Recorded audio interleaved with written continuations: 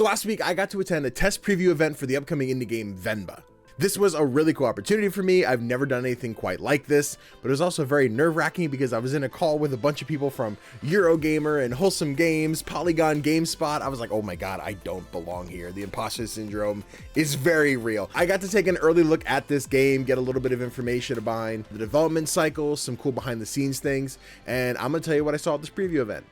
So if you aren't familiar with the game Venba, it is a game about a family moving from India to Toronto, Canada, and basically trying to make sure they keep their connection with their Indian roots by continually making cuisine from their home country and keeping their son connected with that culture. So what it appears to be is that Venba, the woman that you see in most of the trailers and the ads, she's our main character, and she's kind of going through the process of going through old recipe books and being like, this is what the food should look like, here's how you prepare it. And in looking at those recipes is where the gameplay comes from, and you'll be following step by step and seeing how to make these particular Indian cuisines.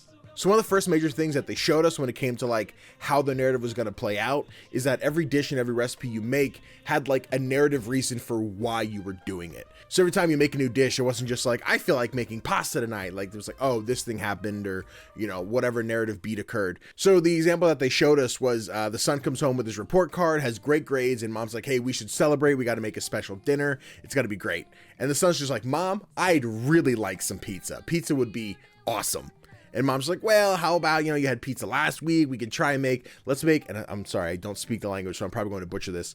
I believe the dish is pronounced putu. And if you've seen any of the trailers, there's like the one clip where the dad's like removing this like metal tube, and there's like a tower of, I think it's like rice or something to the effect. And they showed this where the son's just like, I'd really rather have pizza. And mom's like, what if I told you that if we make this dish right, it's almost like launching a rocket, and whatever little energy sparks happen to the kids' brain, like, wait a minute, we're launching a rocket? Okay, I'm in. Let's make this dish, Mom. Now, one of the questions I had going in was like what the accessibility options are going to be, and I do get a chance to ask that question later, but one of the first things they showed us is what like the fail state was for each like recipe, like how things would go. And this one, they showed the example is like when the dad pulls the tube off the putu and like what it's going to look like. As he pulls it up, the whole thing like collapses, like, oh, you made something wrong, or you didn't put an ingredient in, or whatever the case is. But then they show like the win state of like, if you did it correctly, what it looks like. You pull off the tube, the steam comes out, and the kid's like, yeah, dinner, this is awesome. Hey, post-edit Danny here, and I explained something completely wrong in the video the first time, so let me try again. So another thing they showcase in this game that I think is really cool is the son who speaks Tamil is struggling to speak English, and Venba's trying to teach him along the way. So in the footage that we saw, the son's calling into his dad's job to be like, hey, has my dad left? And he's trying to speak English, but it's very broken. And they depict this by showcasing like the text box, and it's in a different color. If I recall, the whites when they're speaking Tamil and the yellows when they're speaking English. But when he's speaking English, it's all blotchy and covered up, and it's very like broken as he's coming through the phone and trying to ask these questions. And every time like the woman on the phone speaks back, he's like, Mom, she said this, I guess he left already. And then Venba's like, yeah, say this.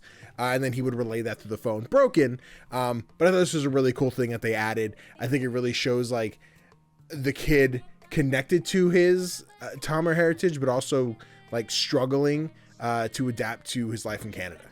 Okay, you can go back to other Danny now. So now a little step out of the game, they did give us a little behind the scenes talk about like what the process was putting these different recipes in the game. And they said one of the major things that they made sure they did is that everyone on the development team was able to make the food in the game in real life multiple times before they like officially put it in the game. So it shows a little bit of footage of like taking a little like portable microphone, putting it next to the dishes and catching like the sizzle sound effects to make sure it was like super accurate for the game's audio.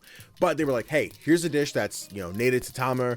We want to show this off, and we got to make sure we know how to make it. So we're following the steps of like, oh, I did struggle with this a little bit. I did misunderstand how to put like the certain amount of this ingredient over this ingredient.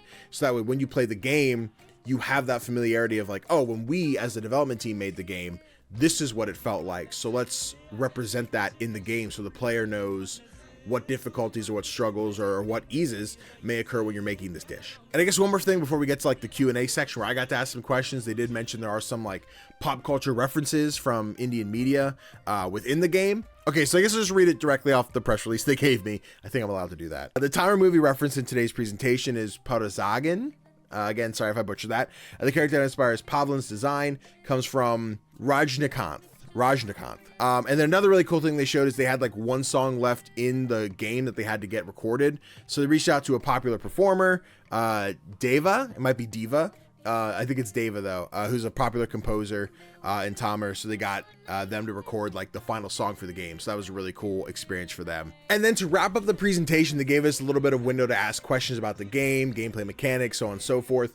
So I was sitting there watching the text box, like nobody typing. I'm like, okay, Danny, you got to do this. I know GameSpot's watching. I know Eurogamer. I know a bunch of Canadian media outlets are watching, but you got to do it, man. Type a question. So the first question that I had asked was, you already answered my question regarding the fail states, which I mentioned earlier, of making the recipes incorrectly, but I was curious about the difficulty / accessibility options for the game. Will the recipes and mechanics continue to get more difficult as the story progresses? So Abi then said that the game is very forgiving. The recipes will get more complex as you go, but as you play, the game will be as easy as you want it to be. And that's a quote. That's how he said it. Throughout each throughout each recipe, you can basically have Venba like over your shoulder, or if you're playing as Venba, like kind of in her head, saying like, I'm not really sure what to do next. And there's like a prompt where you can be like, give me a clue, give me a hint. And she'll be like, we should probably move this ingredient into the pot, or we should probably make sure that doesn't boil over, or we should probably make sure XYZ thing occurs. I think one thing I was looking forward to hearing in the question was as far as actual accessibility control wise. And another person in the presentation was asking accessibility as far as color blindness, or what other things to be accessible for people who won't necessarily be able to pick up the game and just experience it. His main example being the text we mentioned earlier about speaking English or Tamir, and like which one, will people be able to distinct the white from the yellow? So far they said nothing seemed to be an issue when it came to playtesting. If for any reason it does show a problem later, they'll address it as the game comes out. But as it seems right now, the game seems to be pretty accessible for most to play, and a lot of people should be able to jump into it and have fun. And then the last question I got to ask, and you guys know I love to ask this question when I get to speak to devs. I said, did you and the team have the aha moment of when you knew you were going to make this game? The moment you realized this was a game that you wanted or needed to make? So Abi was saying they were actually working on an entirely different game called Balloon Man. I don't know if this game exists on the internet at all, if there's trailers, gameplay, screenshots, anything. I'm going to go on a deep dive and try and find it. But basically said they're working on a completely different game, Balloon Man, which was this depressed superhero, kind of like Mega Man. And then at one point, Abi had this scene. He didn't really go into detail of what the scene was he saw in his head, but he said, hey, I brought it to the art director. I said, this is what I'm seeing. This is what I'm envisioning. Can you kind of place it together, and what does it turn into? And then he's like, well, guess we're making Venba. So that was really cool to hear. I enjoyed those little backstory bits of how the game came to be. And yeah, those were the questions that I got to ask during the presentation. But yes, that is everything that I got to learn from the Venba preview event. I want to give a huge shout out to Vizai Studios and Pop Agenda for putting this whole event together and inviting me, or at least like letting me attend. Again, super overwhelming to see all these big like media outlets and then just little me down there like next to it. But it was a very cool event. I'd love to do more of these for all kinds of different games. But if you guys want to check out Venba, it comes out July 31st for Steam, Switch, PlayStation, and Xbox. So pretty much anywhere your little heart desires. But let me know what you guys think. Does it seem like a game that you're excited for? Would you want to check out Venba? And if there's any questions that you had that maybe I didn't cover here, maybe leave them in the comments, and I'll see if once I get a chance to play the game, if I can kind of answer any of those questions and follow up afterwards. Thank you guys so much for watching. Please hit that thumbs up. Helps spread the video so more people get to see it. And if it's your first time checking out the content and you want to stick around and see some more, do yourself a favor. Hit the subscribe button and the notification bell. That'll get notifications every time a new video comes out. And I'll see you guys next time.